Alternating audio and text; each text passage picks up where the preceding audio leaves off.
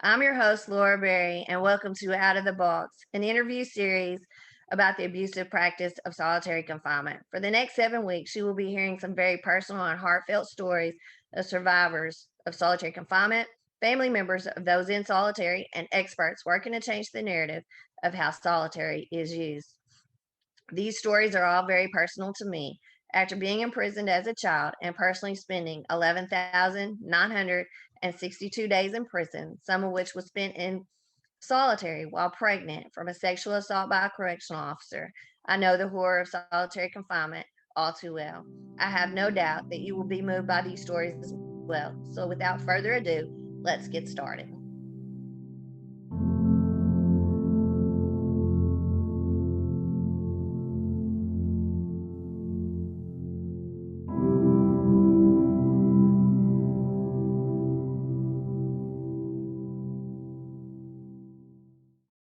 First of all, I want to say thank you. It is an honor to have Catherine join me today in my discussion about solitary confinement and the fight to end solitary.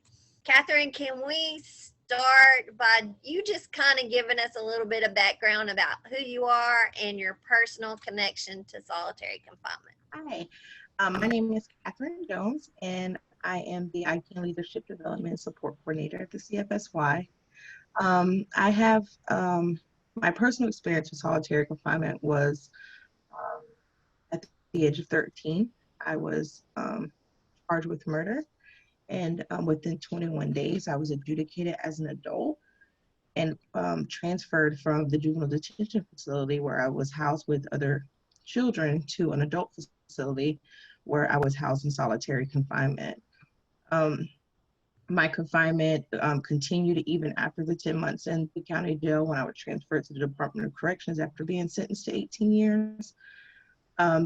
They did not know what to do with me. I was the youngest person in the state of Florida at that time in the penal system, and they were um, dumbfounded. They had never dealt with that before.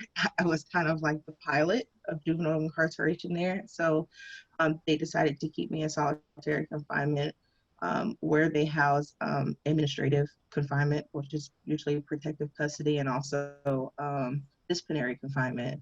So I was held to the same standards of those that had committed disciplinary infractions. And it was for a 14-year-old at the time I went to prison, it was a very um,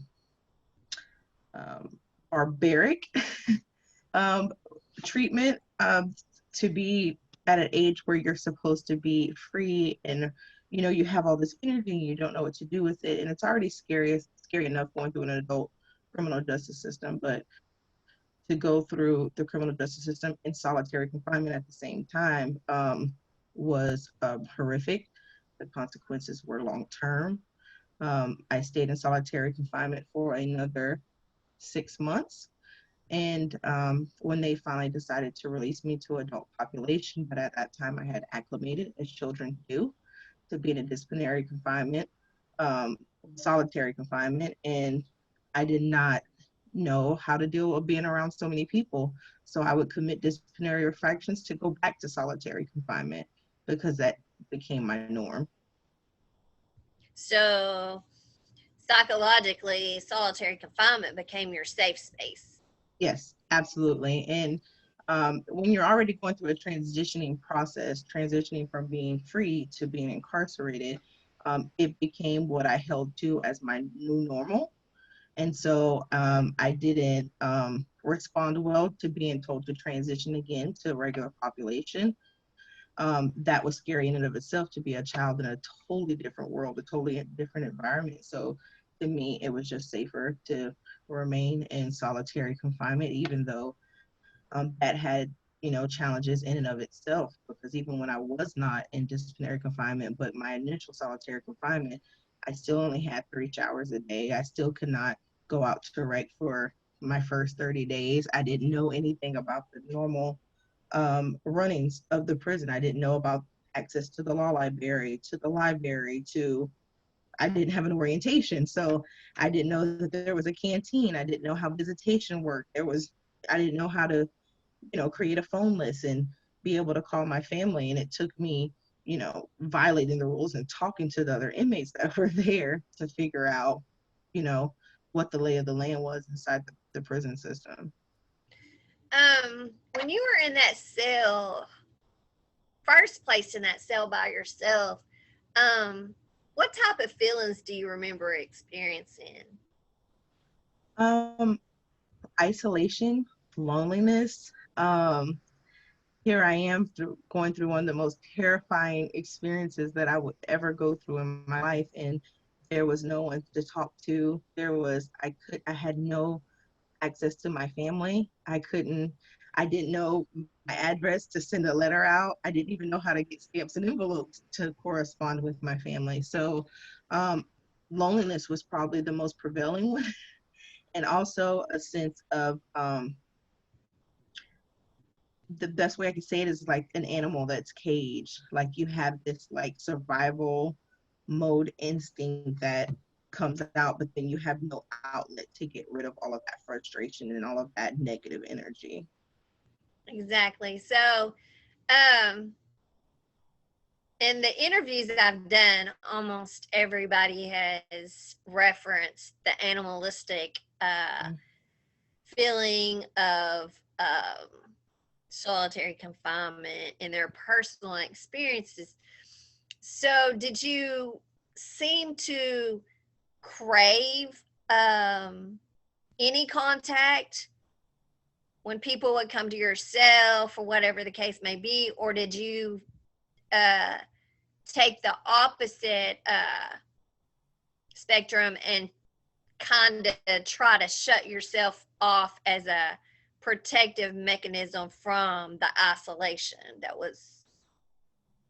I think there was a combination of both. The most prevailing in the initial one was to reach out to everyone that was like housed next to me and talk, just have some type of interaction, just craving that human voice, that contact.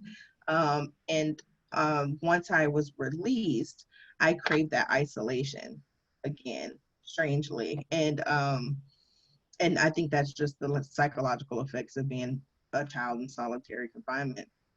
Absolutely. So, have you experienced any type of long term effects from being housed in solitary as a juvenile, as a female? Mm-hmm. Did you, once you re entered, not necessarily just regular population, but on into your reentry into society, do you identify anything that originated during your solitary confinement feeding over into your everyday life when you get into situations where you're around a lot of people? How does that affect you? Even to this day, I prefer not being around a group of people. I like to be isolated. I'm very comfortable just being in my home. I did not feel what a lot of people felt during the COVID pandemic, that sense of being confined. That's my comfort place. And it's caused, I'm just growing out of them, of a lack of social skills, social etiquette, communication skills. I'm very self-sufficient. I don't really let people in to help me or assist me because, for I had to survive on my own. So learning to allow other people, organizations, church members to come into my area is very, very hard for me. It's something that I have to learn to do relationship by relationship, person by person. And I think that's something that I may deal with for the rest of my life. So, Catherine, what motivates you to share such a horrific time of your life, especially as a juvenile and as a woman being incarcerated? What motivates you to share about your confinement and solitary right now? Um, in the hopes that people realize exactly the consequences of children being incarcerated at young ages, because I don't think people realize that most children will go to solitary confinement, and to bring them proximate to the issue so that they know what these children are going to be facing, the barbaric conditions that they're going to be housed under, in hopes that it brings about some change in legislation, EOC policies, and how they handle children when they come in. Because I just think it astounds me that they can look at these children and hold them accountable as adults in court, but then once they are inside the penal system, wanting to treat them differently or as their children, because they can't, like, pick a side. Like, are they children that need to be treated as an adult, and then you treat them like everybody else and put them in population with everyone else and give them the same resources and opportunities as everyone else? Or are we going to treat them as children, which is what should be done, and because they are children? And so I've been on, several campaigns and been involved in several initiatives to tell the story of the truth about children in solitary confinement, in hopes that one day that practice ends in America and it's no longer a thing. Thank you. Moving a bit forward, because our campaign is not only about stopping solitary for juveniles and children of solitary, pregnant women in solitary, but the overall abuse of solitary and the effects it has on the human mind. Absolutely. In a broader spectrum. Do you, or have you ever had contact during your incarceration with people who had been in solitary and noticed a significant change in their emotional well-being, mental health status, just from your own point of view, and having experienced solitary yourself and knowing people? Have you noted anything of that nature that you feel made you feel, not only for children, but that solitary is just detrimental to any person who experiences it for long periods of time? Absolutely. One of as I was an adult and committed disciplinary infractions and went to confinement, we were housed when we were DC status with people who were close management, which means they have been in solitary confinement for at least 6 months and would probably remain there for years, depending on their behavior. And some of those people that were in close management were friends that I had on the compound. And then you see them in solitary confinement and the way they were acting, it almost made them animalistic, where it's like they're banging on doors, they're, cursing out the officers, they're throwing their food trays, and knowing them personally for sometimes years prior to that, able to say that that was a direct result of their extended period of time in solitary confinement, where you have this human being inside this like 6x12 cell that usually has no windows, no natural sunlight, and access to a shower 3 times a week, the minimal amount of food that usually came cold because it had to be carried from the chow hall and it brings out the worst in people. There is no, I've never seen an instance where anyone was placed in solitary confinement and you could think that it accomplished making them a better person, that it changed their character for the good, when in fact it usually does the complete opposite. Thank you, Catherine. After discussing all of these things and sharing them today, what would you think would be a solution to what is known as solitary confinement in today's society, prison-wise? I would say that to not differentiate like misbehavior in prison as you just like you wouldn't in school. There are other alternatives to correcting misbehavior or bad behavior, and if there was some type of incentive to not commit an infraction, or then I think as an adult, you correct adult like an adult, or a child, you could correct a child as a child, and take things away, give them reasons to do the right thing. It's just human nature. And for some reason, it's like when you're incarcerated, you're no longer considered a human where those rules apply to you. And the truth of the matter is these are men, these are women, these are children, that just like it would be an employee that committed an infraction, a student that committed an infraction, there are other ways to correct the action besides placing someone in solitary confinement. We don't have a lot of privileges in prison. So if you were to withdraw the little privilege you have, I think that would make even more of an impact and probably correct the behavior instead of making the behavior worse. Thank you. Are there any, is there anything that I didn't ask you that you would like to share, or is there a closing statement that you would like to make that would give everybody a idea of just how passionate you are where ending solitary is concerned? Absolutely. And Laura, I think in order to bring in context the statement that I'm going to make, to be very descriptive about the things that were endured in solitary confinement, we had Y-Dorm that was a tar ceilinged building in the state of Florida where it hits the hundreds with no problem, probably about 6 months out of the year. It had no air conditioning, that we literally used to put our sheets in the toilet to wet them to put over us to keep us cool enough so that we're not literally being carried away to medical for heat exhaustion or heat stroke.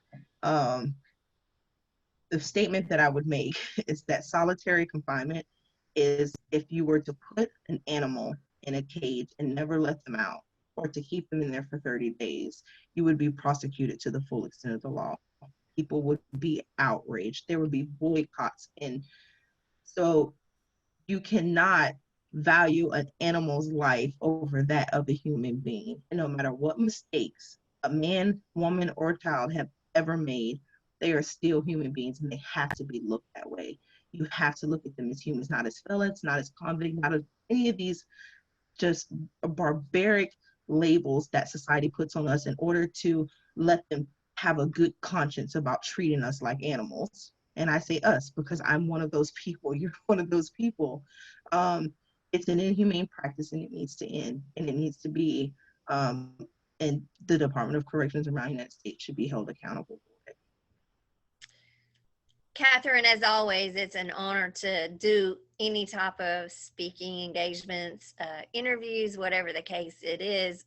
The two of us seem to have a normal way of communicating that's just comfortable, and you're very close to my heart. So it's a pleasure and an honor to have you join me today. And I want to say thank you very much for sharing something that is so hard to talk about, and also very important for people to hear, because I think hearing it will bring it more to the front and make it more realistic for those people who have never had to experience it. So again, thank you for your time and for the emotional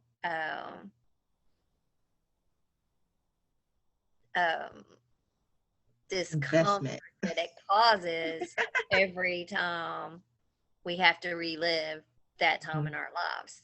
So thank you very much. And thank you for having me, Laura. As always, it's a pleasure. It doesn't even feel like an interview. It's just a conversation with someone that I love and I respect and hold dearly. And anytime you need me, I'm here. Thank you.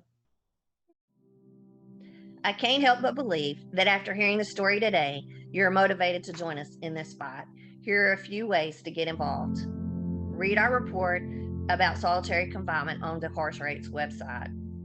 Follow us online over the next several weeks. We'll be posting lots of content about solitary confinement on our Facebook, Twitter, and Instagram pages. Donate to the campaign. It's only through the financial contributions of supporters like you that we're able to continue this work. And finally, send us an email to join our monthly In Solitary meetings where you can learn how to volunteer with us and help us strategize our work. Again, thank you.